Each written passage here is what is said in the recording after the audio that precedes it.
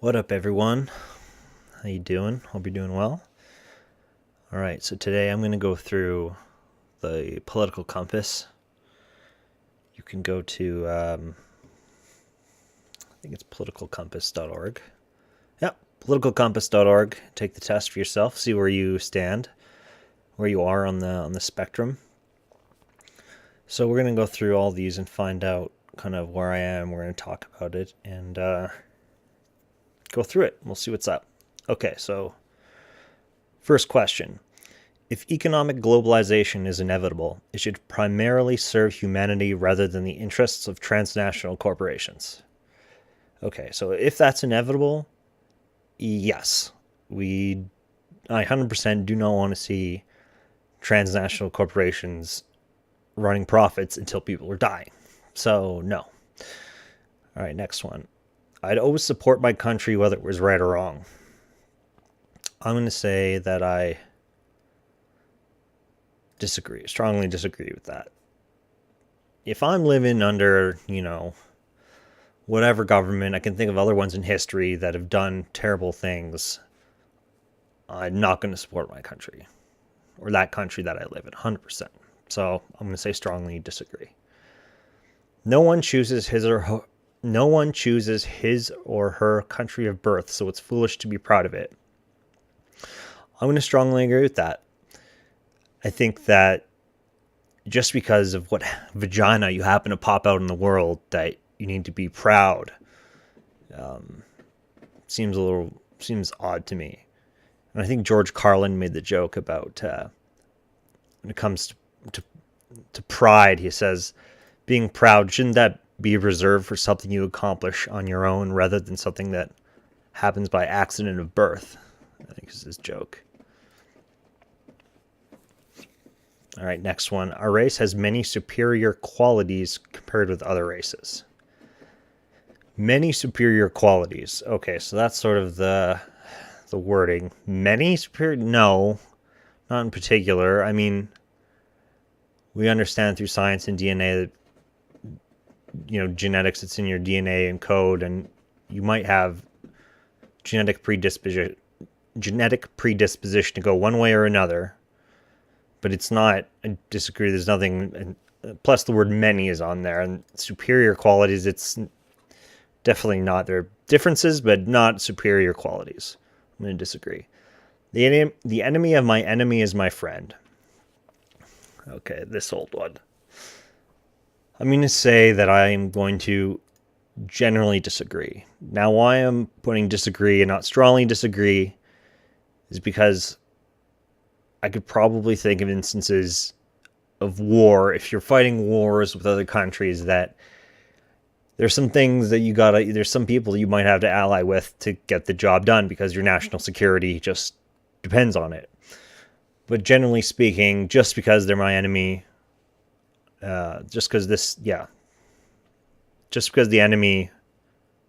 enemy is my friend, I can't even fucking talk. The enemy of my enemy is my friend. Yeah. No, we're going to say disagree on that. Okay, next. Military action that defies international law is sometimes justified. I'm going to have to say I agree generally. See, this is one that can be tricky because if the law isn't just because it's a law doesn't mean it's right. So I'm going to say that generally yes, however, that most of the international laws are fine. Like, they're good to be agreed upon. But I can imagine certain circumstances, yeah, maybe not. There is now a worrying fusion of information and entertainment. Yeah, I'm going to say I agree with that. Especially when you see, like, Facebook, for example, is an example of, like, entertainment. And then you get a lot of this whole, like, fake news phenomenon now. You get a lot of that gets funneled through the Facebook entertainment sphere, right? So it becomes sort of molded into one. So I'd say that, yeah, it can be a problem. Sure. All right, next. People are ultimately divided more by class than by nationality. Ooh, see, this is a tricky one because see, my brain's kind of going with the. I mean, they should be divided by nationality, or they should be divided by class. But it's what I'm thinking. So people are ultimately divided more by class than nationality. I think that with in the age of globalization and transnational corporations, that there is a certain unity in people across borders that are sort of getting affected by it. So I think that yes, we're divided by both. They're both things that exist. I'm going to say I agree just because the globalization phenomenon. If we were living at a different time, maybe I'd say something else. But next one, controlling inflation is more important than controlling unemployment. Okay, this is one where if we're talking about economics, there are so many different factors that apply in the economic sphere. So to just say that like it's a direct correlation between this thing and the other and nothing else can affect it whatsoever, I don't think is true. So I'm going to disagree. I'm not going to say strongly disagree, but I'm just going to go disagree. Next one. Because corporations cannot be trusted to voluntarily protect the environment, they require regulation. Strongly agree. 100%.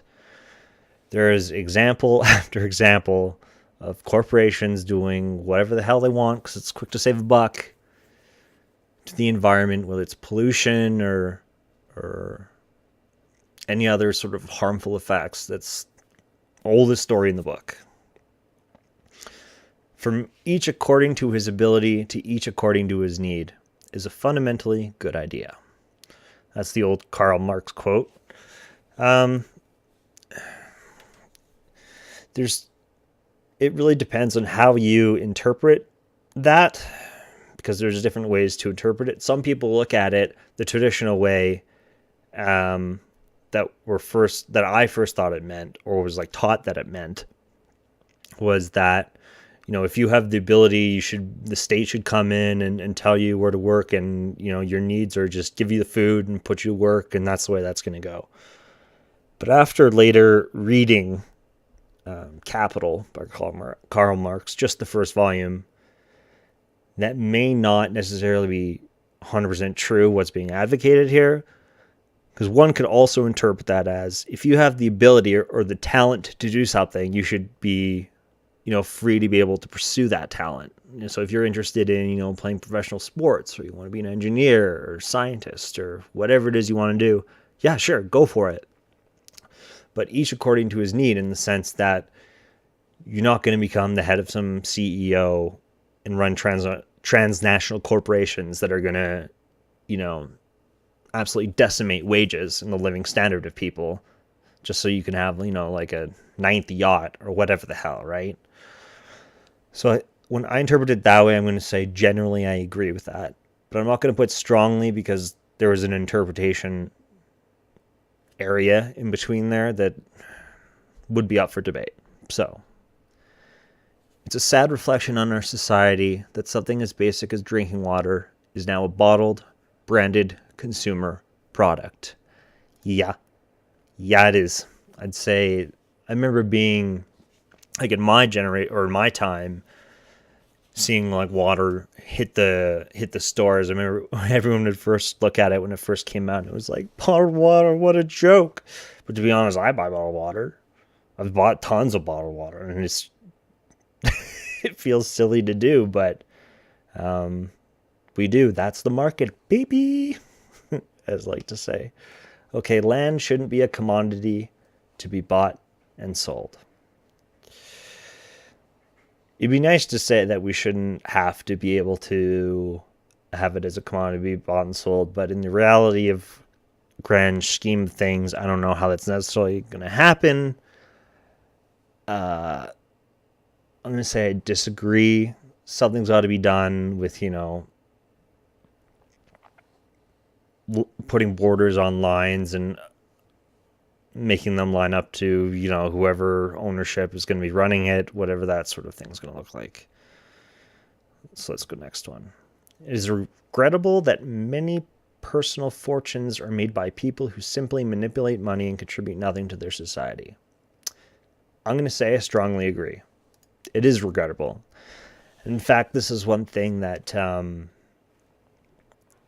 lot of people don't know about, let's say, Adam Smith. So the big thing that Adam Smith was against was about monopolies and rent extraction, people who are earning unearned income, that are just extracting wealth and not doing anything productive in an economy. This is some of the big writings that why Adam Smith wrote what he wrote was about monopolies and how to demonopolize the society, or what he would call capitalism. So this is I'd say that's true. Strongly agree. Protectionism is sometimes necessary in trade. Strongly agree. Sometimes necessary. Yeah, I strongly agree with that. Sure. I mean, if someone's going to screw you on a trade deal that's going to bankrupt, your public infrastructure or whatever, you don't want to see that happen. So there's some things that, yeah, you do need some protection with. And it's only saying some of the time. So I strongly agree with some of the time. So yeah, let's go with that one. The only social responsibility of a company should be to deliver a profit to its shareholders. It shouldn't be. No, I strongly disagree. That should not be the responsibility. Unfortunately, that's its behavior, and that's how it functions, and that's how it's designed to behave. That's the inevitable outcome. It's how the whole thing functions. So that's the way it is, but it shouldn't be that way. So strongly disagree. The rich are too highly taxed. I'm going to say I strongly disagree with this. We live in probably a time in human history where inequality has never been higher at any point in human history, even more than the Gilded Age. So the problem is, though, is that the super rich, they don't make money. They don't earn an income. They have assets. And so the problem is getting that wealth is that if you're just raising taxes just generally on incomes, it's not necessarily going to solve your problems, because a lot of this capital is, offshores or hidden in, all nooks and crannies all over the planet and all kinds of different areas. So I'm going to say too highly taxed. I'm going to say strongly agree with that. Something needs to be done to bring back that sort of capital from where it came from. All right. Those with the ability to pay should have access to higher standards of medical care. I disagree. This is generally just a no. Just because you have money doesn't mean you get to, get treatment that will save your life versus someone who has to have it done, in a back alley or some whatever. That's an extreme example, but generally no. Government should penalize businesses that mislead the public. I'm between agree and strongly agree. I'm going to just put agree, though, because I'm not going to say strongly agree, because I almost feel like that implies this idea of like, oh, if you run an advertisement that says, this product is going to make you feel better, and then you get it and you don't, can you sue them? Like, well, no, we're not going to, because that's going to open up a whole bloody can of worms. However, if a business says, hey, drink our bottled water, it's great for you because it's water and you need to hydrate, and then you drink it and it's got lead in it, yeah, businesses should be penalized. So, yeah, we're going to just go agree. A genuine free market requires restrictions on the ability of predator multinationals to create monopolies. Yeah, I'm going to say I agree with that. That's true. Because the inevitability is that through all the competition, eventually there's going to be just one person left. And you got to break that up, because that's a monopoly. So we're going to say I agree. The freer the market, the freer the people. I'm going to say on this one, I disagree, because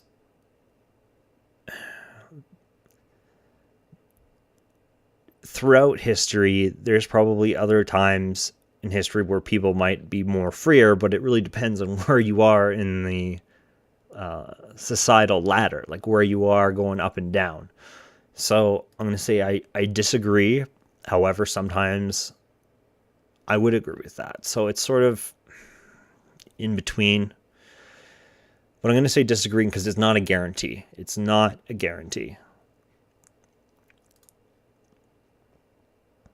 All right. Abortion, when the woman's life is not threatened, should always be illegal. I strongly disagree. There are instances where, like, what happens if you were like a victim of sexual assault by like a family member and you get pregnant. Well, your life might not be in danger, but so and even then, I'm pro-choice anyway, so I support a woman's right to choose.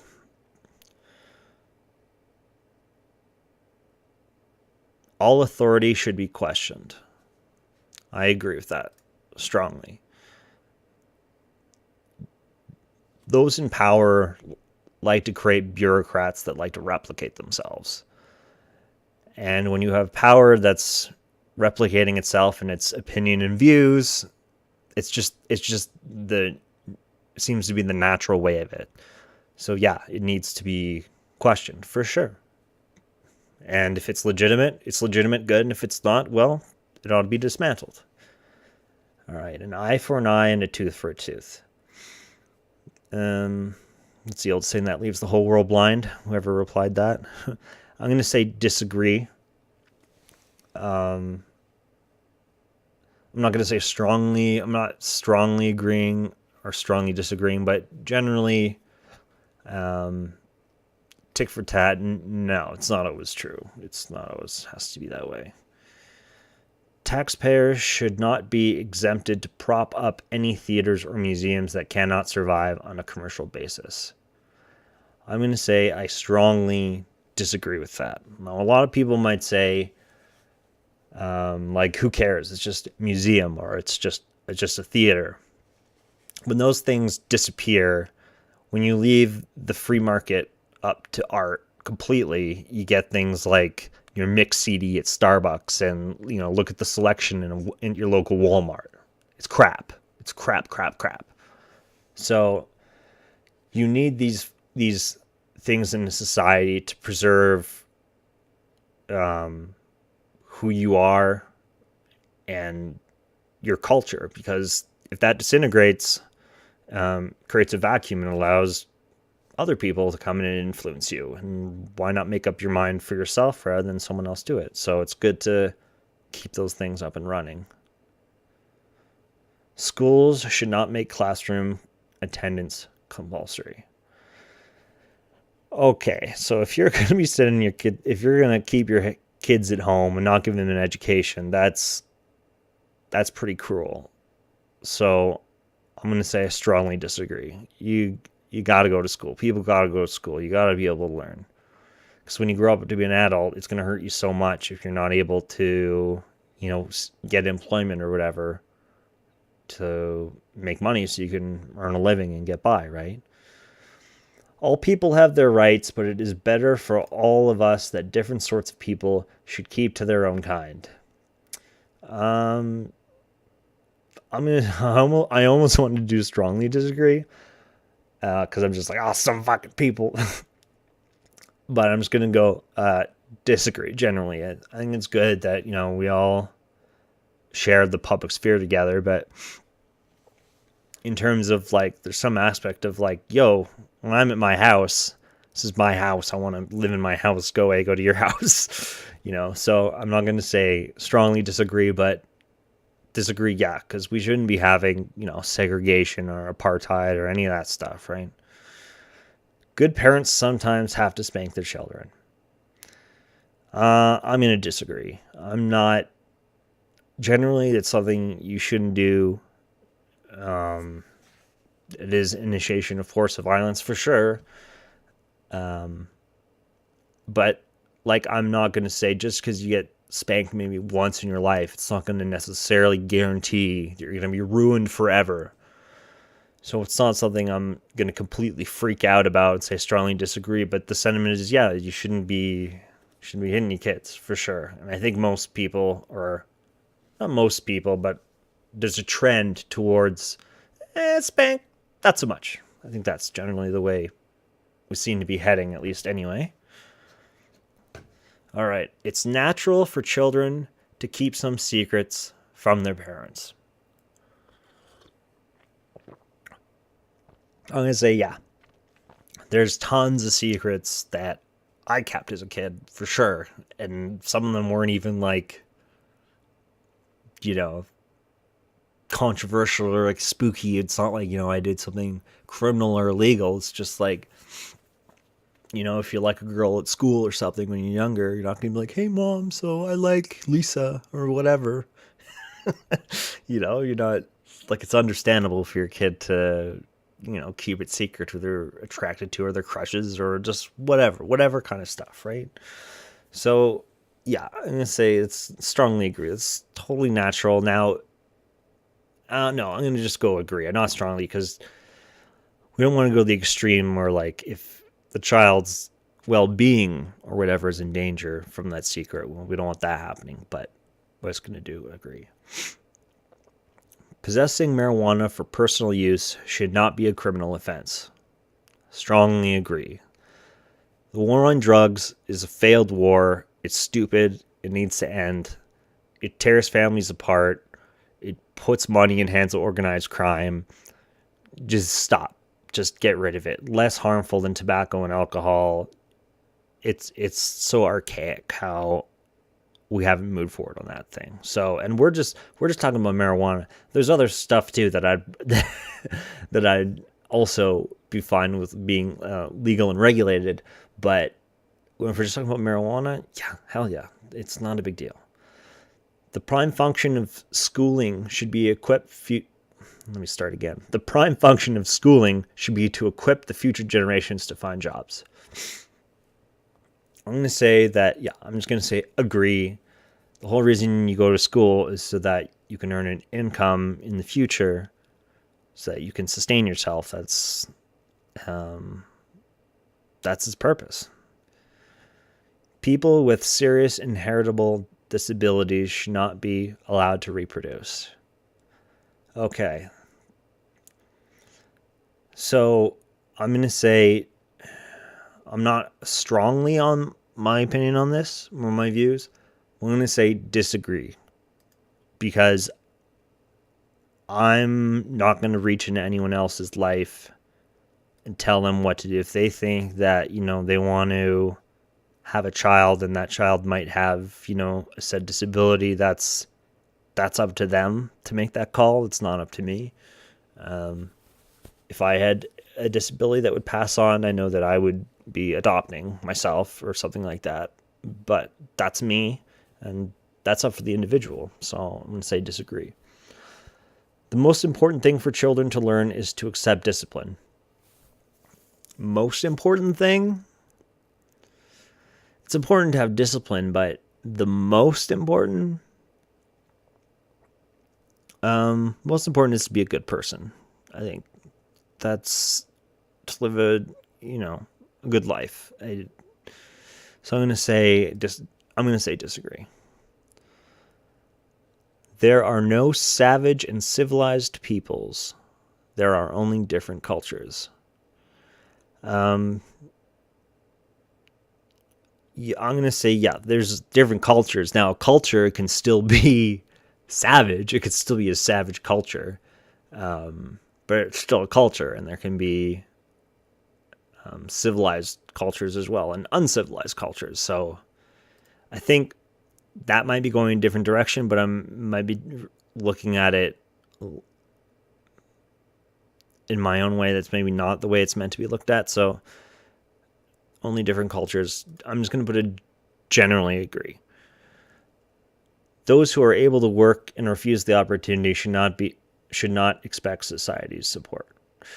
I'm going to say I'm just putting disagree because there are, let's say you're given the opportunity to work for 25 cents a day and you're like, that's only going to cut 10% of my bills. I'm still going to be homeless and lining up the food bank and as opposed to getting, some sort of income subsidized that's going to keep you out of that so that you can rehabilitate, come forward, eventually get, work that's good for you. So I'm going to put disagree. But the point is, to eventually to work, but you refuse the opportunity, like I said, 25-cent job, you should, if you want to refuse that, 100%, that's fine. When you are troubled, it's better not to think about it, but to keep busy with more cheerful things. This is one where probably I'm going to have one of the most controversial views on this. I'm going to put disagree. Now, normally some people say, you gotta truck on, because if you think about these things, you're not going to get anywhere. However, at the same time, the reason why you're having these feelings and thoughts is because something's going on, something's not right. And you need to be able to reflect and figure out what those things are, as opposed to just shoving it under the rug. But at the same time, you can't have it completely debilitate you. It's not like, there's millions of homeless people, so I'm not going to be able to function. Like, that's not good. But, you got to be honest. There's a lot of homeless, suffering people out there. And, for me, I think about it a lot. I think about that kind of stuff a lot. The people who are really suffering and hurting. It's just what I think about. And I should probably think about more positive things. Maybe I could use some more of that. But I definitely feel that for sure. So we're going to go disagree. First generation immigrants can never be fully integrated within their new country. I'm going to say strongly disagree. I mean, there's sometimes, and they can't be, sometimes they can. But I'm going to say strongly disagree because there's no reason to say that, they won't be able to, or that they aren't willing to. If you got the willpower, there's a way to do it. So, next one. What's good for the most successful corporations is always ultimately good for all of us. Strongly disagree. That's not necessarily the case. The case. No broadcasting institution, however independent its content, should receive public funding. I'm going to say I strongly disagree on this one. I'm going to explain why. If you look at the example of the United States, they have pretty much very heavily privatized corporate media and very little on the public funded side. And you see a lot of the problems with that, and then it generates manufactured consent, sort of a narrative that's, you don't really disagree, but you just go along with the way, because if you cause too much disruption in the system at the organizations, you aren't going to get the interviews. You piss off this person too much, you ain't going to get the scoop. No one's going to be watching your show. So there's all kinds of different incentives that are not good in a purely private media sphere. However, at the same time, don't get me wrong, state media also can have its own problems. However, you need a good balance of both of them. They're both important in a functioning society. So I'm going to say I strongly disagree, because it says no broadcasting institution whatsoever. So strongly disagree. Our civil liberties are being excessively curbed in the name of counterterrorism. I'm going to say I strongly agree. From what we saw in Canada, at least, with the bill C-51, I can't remember if it was C-51 or C-54. The anti-terrorism bill was not pretty, to say the least. So we're going to say strongly agree. A significant advantage of a one-party state is that it avoids all the arguments that delay progress in a democratic political system. Okay, this is one of those where I don't want a one-party state, but I do acknowledge the fact that it could get stuff done. Like totalitarian regimes like China right now, as they're sort of doing, I mean, it's a authoritarian, non-democratic state. However, it is still embracing a lot of capitalism. So it's sort of an authoritarian capitalism. And so when they have, a financial crisis and the banks in China are like, we can't loan any money right now, the state kicks in and be like, we got an economic crisis, you loan, don't care, loan the money. Whereas, in the where you have private banks in society and there's an economic collapse and you need them to loan money or something to get the economy moving, they don't have to. I don't support a one-party system, but it is one of the advantages it has as the system, but it does not justify the rest of the bullshit that comes with it. So we're going to say, I agree with that. However, I don't want to see that. I don't want to see that have to happen. Although the electronic age makes official surveillance easier, only wrongdoers need to be worried. I'm going to say strongly disagree. As we saw with the Snowden revelations, massive spying, everyone's being spied on, everyone's reachable, it's all hackable. Even the new leaks that came out just recently, not too long ago, with all these hacking tools, probably the biggest leak of hacking tools in like 20 years that just like everyone has now, and to see what they had at their disposal was crazy. I remember when there used to come a time when people would debate about like, the government wants to see your library books. Oh my God, my library book, what books I took on the history. Oh my God. And now it's like, the government's watching you, everything you do at every point in time digitally.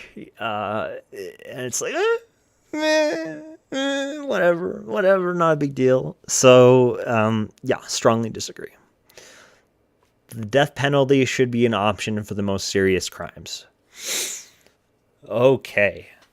This is one that's always in that difficult zone. I agree with the sentiment of you got some guy who just like kills all these friggin' people, goes on like, a shooting spree. We know it's him, kills 81 people or some shit like this. It's him. Some people you just cannot rehabilitate. However, we know in the American criminal justice system that, I can't remember, it's a lower percentage, something like 9% or something like that of innocent people get executed. And the only acceptable number is 0. No innocent people should be executed. So I do not support a death penalty. However, if some dude's doing a mass shooting and then he gets shot and killed, I'm not upset. Because you got to handle the security. The situation has to be taken care of. So we're going to go disagree, but I explain that. In a civilized society, one must always have people above to be obeyed and people below to be commanded. I'm going to say disagree. I'm not going to say strongly disagree, but I don't think there's anything wrong with allowing power to be democratically picked. So people can come to a consensus on things on a democratic level rather than a top-down structure. I completely agree. I think that's fine.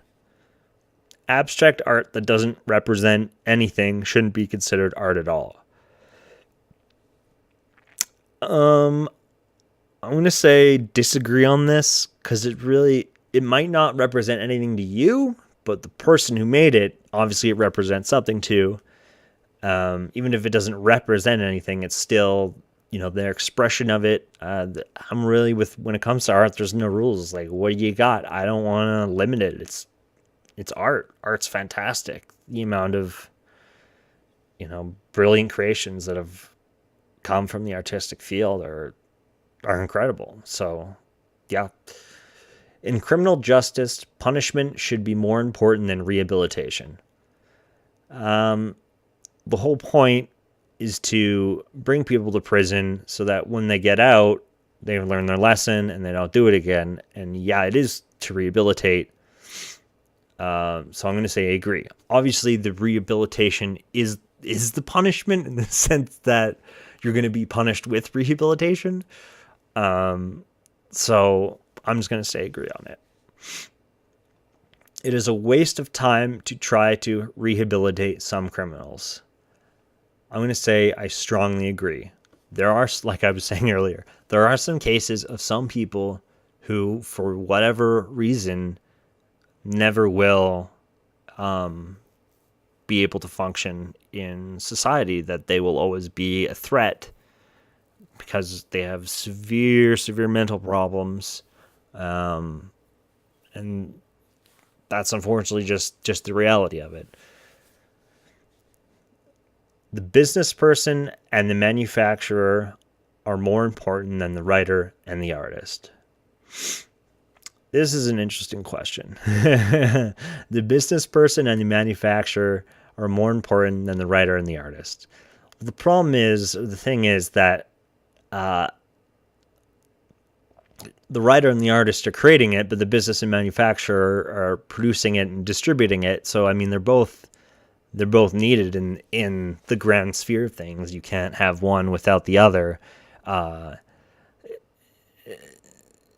I mean, if you look at it from like just what jumps at my mind is thinking of like totalitarian regimes, they might have tons of manufacturing, but it's the artists and the writers that sew up the propaganda and the narrative of like how to use those weapons and when to use them and how we're going to use them.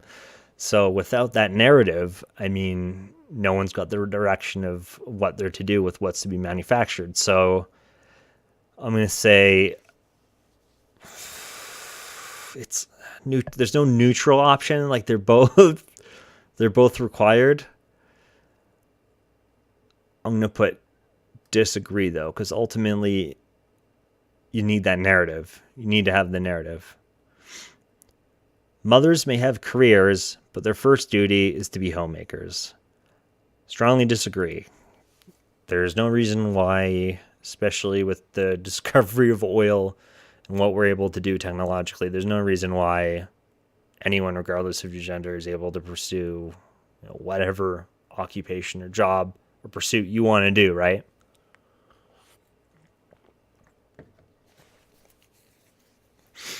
All right. Multinational companies are unethically exploiting the plant genetic resources of developing countries.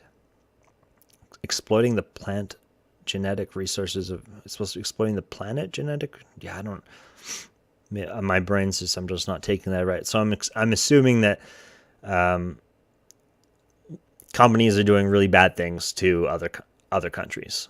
Yeah, I completely agree with that. We saw, at least here in Canada, a lot of what we do with our mining companies, multinational mining companies, it's not pretty in other parts of the world. So, if I didn't actually know about it and some of the realities of it, I probably only say agree. But it's not necessarily good at whatsoever. So strongly agree. Making peace with the establishment is an important aspect of maturity. I strongly disagree with that. That's what they want you to think. That's how they maintain the power and maintain the order 100%. So you got to call out power when it's bullshit. And even when it's bullshit, it's not about, well, it's mature to not call it bullshit. No, it's mature to call out bullshit. All right. Astrology accurately explains many things. Strongly disagree. No, it doesn't. Stars in the sky doing things doesn't. No, I don't even need to go further. Like, I feel like there's just nothing else to say on that. I'm sure there's people who are like, oh, astrology, it predicts all this, that. You can read into, anytime you take a horoscope, you can read into it and get whatever you want out of it. They're written that way. It's brilliant writing in that sense. But, all right, moving forward. You cannot be moral without being religious. I strongly disagree with that. Just because you're not religious doesn't mean, you don't have some morals or are incapable of being a moral individual. I'm going to say strongly disagree. Charity is better than social security as means of helping the generally genuinely disadvantaged. Strongly disagree. I mean, if charity just solved everything, look at the Great Depression in the United States. How come that just didn't? How come the charity didn't? It took FDR and the New Deal, and a massive Social Security program to lift millions and millions of Americans out of poverty. So 100%. Strongly disagree 100%. Some people are naturally unlucky. I'm not going to go strong or disagree. Luck is it's one of those speculative things. It's not something that you can just, empirically point out to and go, oh yeah, there it is, done. So I'm going to say I agree, though. Sometimes you just get, sometimes you do just get shitty roll of the dice. It all depends on where you're born and what country. There's certain countries that I wouldn't want to be born into. I wouldn't want to be born into North Korea. That's unlucky as shit. That's a shitty roll of the dice. That's a terrible roll of the dice. So, yeah, there is just some... I guess I gotta go naturally unlucky. Naturally, yeah. Actually, strongly agree. We're changing. We're going to strongly agree. I mean, if you're just born in North Korea, that's unlucky as shit. And there's nothing you can really do about it unless you escape. And even then, good luck. It is important that my child's school instills religious values. Strongly disagree. Not important. No. Sorry. Sex outside marriage is usually immoral.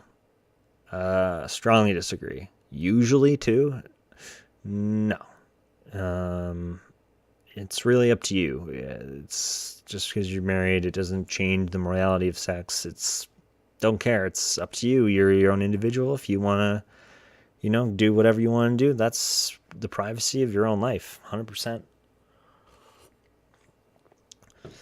A same-sex couple in a stable, loving relationship should not be excluded from the possibility of child adoption. Strongly agree. There's no reason why you shouldn't be able to adopt a child just because you're attracted to, whoever.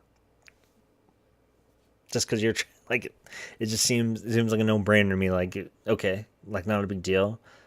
Like, I wouldn't be pissed if I had gay parents. Like, why would that be some people, that freaks out some people. Some people, oh my God. Can you imagine that? Having gay parents. No problem. 100% no problem. Pornography depicting consenting adults should be legal for the adult population. Strongly agree. No problem. What goes on in a private bedroom between consenting adults is no business of the state. Also, strongly agree. Kind of same thing as before. No one can feel naturally homosexual. Strongly disagree. That's kind of how it goes. You just naturally are attracted to what you're attracted to. I don't choose to find women attractive. It's just like it is. It's like you don't even think about it. It's just so automatic because it's natural. These days, openness about sex has gone too far. It's so bizarre because there are so many rapid situations where it has, and then there's so many rapid situations in the other directions where it hasn't. But I'm going to say generally disagree, not strongly. I think that best puts it where it is. All right, now let's see where I stand. Here we go. Dun, dun, dun, dun, dun, dun, dun, dun. So here's the chart. So we have the kind of four hemispheres. You have the authoritarian left, authoritarian right, and libertarian left. So we get, boom. All right. So this is basically where I am. So economic left, negative 7.5. It's interesting. Last time I took this earlier, it was negative 8.2 or something. So I guess I might have changed things a little bit, and then social libertarian, -5.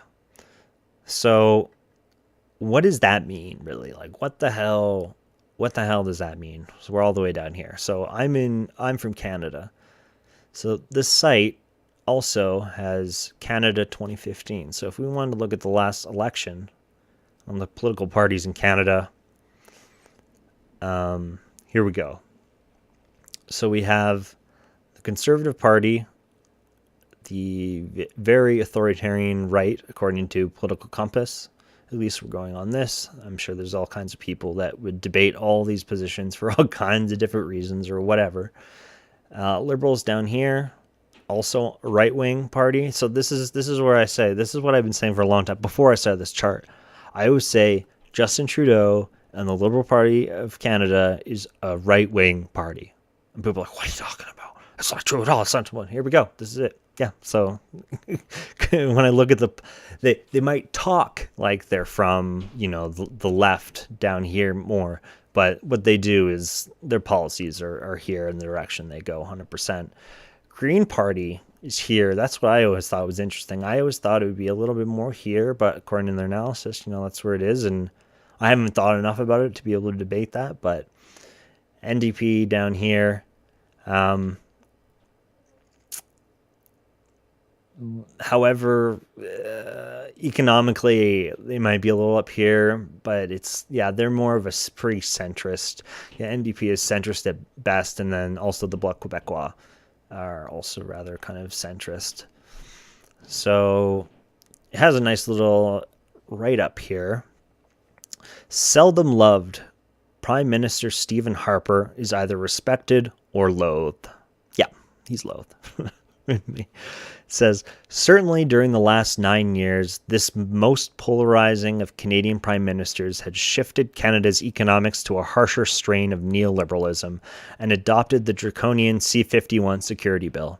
The Harper administration has also moved a considerable distance towards making foreign policy a tool of trade policy.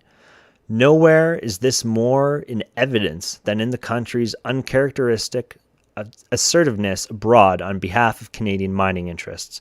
The question is to what extent Harper has taken the population with him. This is true. Obviously, the population has gone more to the right because the Liberals are, voted in. So the Conservatives, used to be back here more, but Harper took them hard right for sure. The Liberals' Justin Trudeau speaks for a gentler Canada, though hugging the so-called center is increasingly precarious as the political fulcrum shifts relentlessly rightward. During the era of his father's Liberal administration, the party was more generally centrist. So that was pure Elliott Trudeau back in the day. In those days, the Conservatives occupied a similar space on the political compass to where today's Liberals have positioned themselves. I'll totally agree with that too. So back in the day, that used to be the Conservatives, but the whole neoliberal sort of conservative revolution has shifted us all the way more over rightward. Continuing on, while the non-conservative public might recall Liberal plans for national child care and other provisions ditched by the Conservatives, Justin Trudeau nevertheless hardly created any clear blue water between his party and the Conservatives by allowing the passage of the deeply unpopular C-51 bill, not to mention his support for the sellout of strategic energy resources to China, the Keystone XL pipeline, and other conservative initiatives. So that's why when I say he's a right-wing party, as they've just pointed out. Anti-conservative voters would seem to hold less enthusiasm for conservative light, which might help explain the swell in support for Thomas Mulcair's traditionally left-leaning NDP. But Mulcair, too, has set up his economic tent in centre ground, in keeping with the directions of most other social democratic parties today. Indeed, the NDP's tax policy is now generally more conservative than that of the Liberals. The Liberals' recent promise to run an anti-austerity deficit is in surprising contrast to the NDP's neoliberal commitment to balance the budget. While the Greens are considerably more conservative than their sister parties just about everywhere else, they have in Elizabeth May an articulate and persuasive leader. The Greens would probably work well in an NDP coalition that might, in all likelihood, require Liberal participation. So that was that way back when. So there you have it, guys and gals. This is where... So when we're talking about this channel being independent left talk, you know what we're talking about. Because for me, none of these parties at all, the establishment, represents my views and my opinions. So that's why I'm starting this out. So there you have it, guys. That's it. Hope this was fun doing this, and see you on down the line.